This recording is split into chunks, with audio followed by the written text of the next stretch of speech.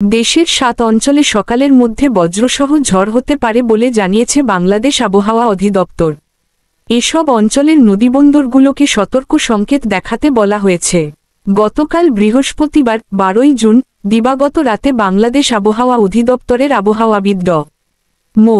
ওমর ফারুকের দেওয়া শুক্রবার আজ সকাল ৯টা পর্যন্ত দেশের অভ্যন্তরীণ নদীবন্দরসমূহের পূর্বাভাসে এসব তথ্য জানানো হয়। আবহাওয়া অফিস জানায়, শুক্রবার সকাল ৯টার মধ্যে বরিশাল, খুলনা, নোয়াখালী, কুমিল্লা, পটুয়াখালী, চট্টগ্রাম এবং কক্সবাজার অঞ্চলের ওপর দিয়ে দক্ষিণ বা দক্ষিণ পূর্ব দিক থেকে ঘণ্টায় ৪৫-৬০ কিলোমিটার বেগে দমকা অথবা ঝড়ো হাওয়াসহ অস্থায়ীভাবে বৃষ্টি অথবা বজ্রসহ বৃষ্টি হতে পারে। এসব এলাকার নৌবন্দরসমূহকে ১ নম্বর সতর্ক সংকেত দেখাতে বলা হয়েছে।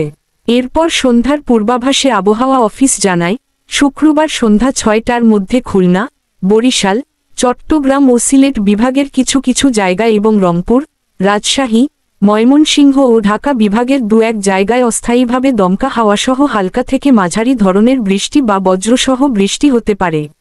সেই সাথে সারাদেশের কোথাও কোথাও মাঝারি ধরনের ভারী বর্ষণ হতে পারে এবং সারাদেশে দিন ও রাতের তাপমাত্রা প্রায় অপরিবর্তিত থাকতে পারে। এছাড়া ফরিদপুর, টাঙ্গাইল, ব্রাহ্মণবাড়িয়া, খুলনা, যশোর ও চুয়াডাঙ্গা জেলাসহ রংপুর, রাজশাহী ও সিলেট বিভাগের উপর দিয়ে মৃদু তাপপ্রবাহ বয়ে যাচ্ছে এবং তা অব্যাহত থাকতে পারে।